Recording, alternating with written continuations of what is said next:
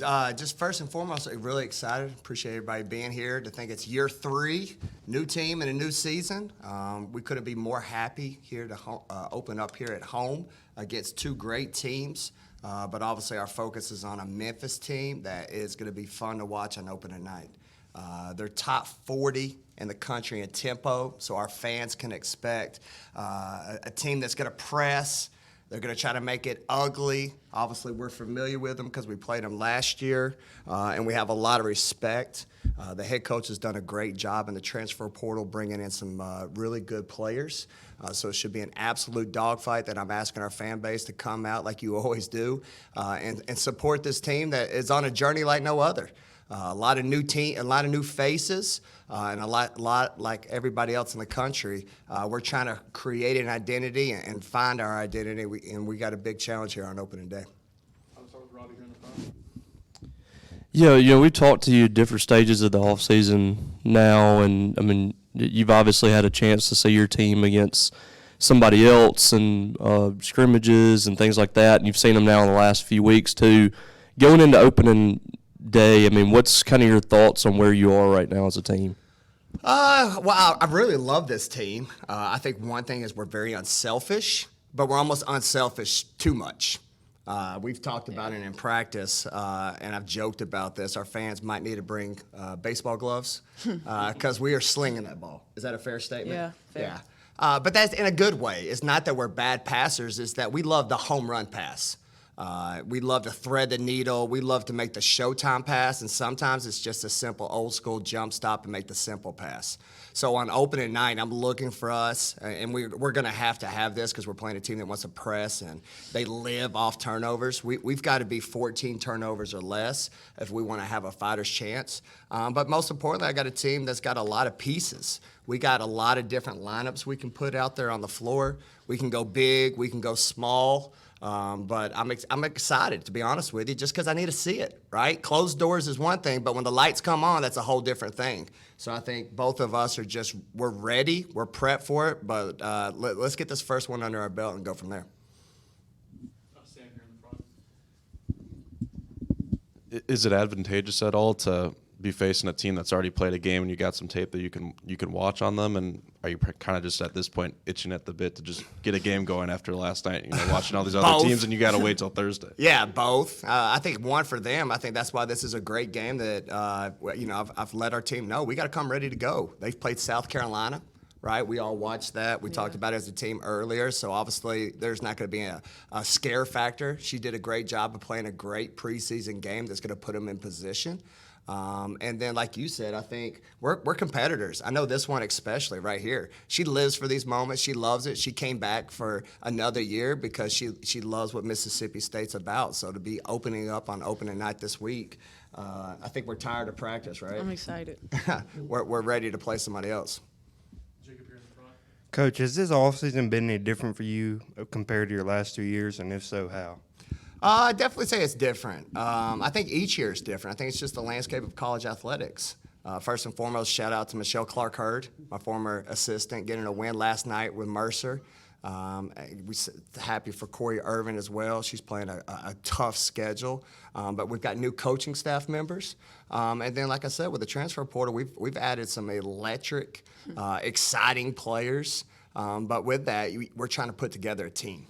So this year reminds me a lot of year one, where there's a lot of wow factor. But most importantly, I got to bring that wow together as one team.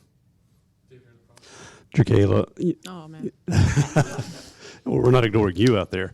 Coach just talked about putting a team together. How much of that falls on veterans like yourself to take all the transfers, the young players, and make a team into them to get this season started?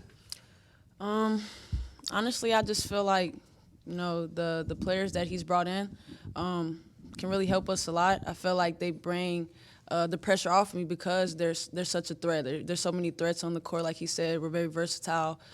He can go big, he can go small. There's players that can, we have glue players. So I just feel like the people he's brought in is going to help us and a lot.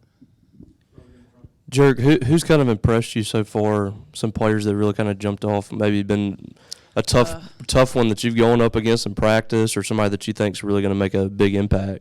If I could talk about them all, I would. But no, I'll go Anaya Russell, of course. She's very versatile. She can get downhill really good once she goes down the lane. Like, there's no stopping her. I'll say her. And then I want to give a shout-out to Chandler Prater. She's very tough. Like, she's our glue player. She's very tough. She's a dog. She's tough. She's not scared of anything, so she kind of scares me a little bit when we go head up. But I always love the competition against her. Coach, how do you see the rotation in terms of the post players shaping out, just given the relative lack of experience there? Obviously, Near coming back, and then a couple newcomers who can help fill that hole there. I'm really excited. If our post players do what they've been doing in practice when the lights come on, I think our fan base is going to be excited as well. We've got 4 athletic bigs, because I count Poe in that 4, where you got to pick your poison. Near and Poe can stretch it out and shoot it as good as anybody in the country. Near in a close scrimmage, she had 2 made threes. She looked great. She could take it off the bounce. We're all familiar with Debrisha Poe can do. She's one of the best three-point shooters in the country. And then you got Medina, all right, which everybody's going to learn that young lady's name really quick. Fair? Fair. Yep. And Kayla Thomas, who are bigs. They do the dirty work. They do the things where in today's basketball people don't want. They post up in the paint. They do all the little things to make sure that we're successful in hard screens. But in this game in Memphis, all right, we're going to need 4 post rotation, because Memphis is top 15 in the country in rebounding. That is a big concern of mine, and it's going to take a group effort from them to make sure to keep them off the boards here Thursday night. Jerk talked about Chandler, and I know she's been coming back from that injury. How much is she able to do right now? Is she full go? Is she able to do everything you want her to do? Yeah, in a close scrimmage, she was at 20 minutes, so it was great. Her body is unbelievable. She looks as it's almost like a mini Jerk, and I mean that in a positive way. Jerk is strong. Jerk's one of the strongest guards in the SEC, and Chandler has that same frame. She's committed to the process, but outside of just her body and what she can do, it's her voice for me. She's consistent. Jerk just mentioned it. She's a glue piece. She talks. She's kind of like her and Poe, the mothers of the team, right, where they'll take accountability, but most importantly, when stuff hits the roof, I've seen it from early, they're the ones to bring us in and make sure that we're together. So she brings a lot to the table. I'm excited to see how her year plays out. You've talked about wanting to get, Kansas, Chandler, and what she did there. Yeah. Do you kind of see the early makings of that? I know this is a really tough injury to come back from, but Yeah. I mean, are you seeing a little bit of that? 100%. She was about 11 points a game. I think she has one of the best mid-range pull-ups. I tell her every single day. We had a situation in practice where it was a 2-on-1, and I think she said the same thing. We were like, shoot that, right? But I think that's part of what I'm talking about, that process. We got to fail fast, and we got to learn quick. I've got, again, a team that's very unselfish. So there's times where I need Chandler just to shoot that mid-range pull-up like she did at Kansas. But then there's other parts she realizes she's playing with a lot of great players that she's trying to make sure she goes out and does what is needed to make sure we get a team win. And that's the part that I like. So if she can be Kansas/Mississippi State, I'll be pretty happy. Question here in the front. For both of you, kind of a big picture question. Yeah. Soccer is starting their SEC tournament today. They have a championship. Women's golf coming off a championship for Jerkaila and coach as well. What's it like to see Mississippi State Olympic sports like this setting a championship standard for everybody? Honestly, I feel like I'm just very proud, because I also have friends on those teams, so I'm proud of them and just watching them accomplish things that we would like to accomplish. So just going out there, being proud, supporting them, going to their games, making sure, we pose, give them the attention, give them the platform, and give them the flowers that they deserve. So I'm very proud of them, man. It's crazy to see. Yeah, it's culture, to her said. It's what people don't see behind the scenes, right? Obviously, we all come out to sporting events, but they're all friends. Mm-hmm. They all hang out to each other. They all support each other like no other. But we're also all the time in this weight room, in the training room, the commitment from our athletic department to give us the resources to compete at the highest end. You're seeing not only women's basketball, but to your point, all sports succeed, and that's what makes this place so special. To that point, I know you showed up at the airport the other day to see the soccer team, and I know that the coaches are really close, regardless of the sport. What has that relationship building process been like for all the coaches on campus, and how important do you feel like it is for you guys and ladies to support each other? Yeah, it's cool. It's what makes Starkville so special. This is a community and state that loves each other, that supports each other like no other. We are the professional team, right? Because we have no professional teams in this state. So to have a coaching staff and players that embody what this state is all about, it's pretty special. And being at 4 other different universities prior to this, this is not the norm.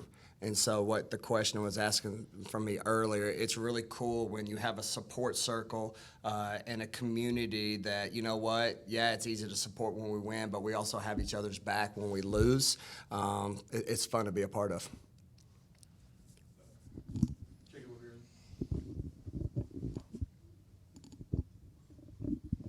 Jerkaila, I think it's fair to say you're the face of Mississippi State women's basketball right now. How much pressure do you think comes with that? Honestly, I feel no pressure. I would say pressure is a privilege.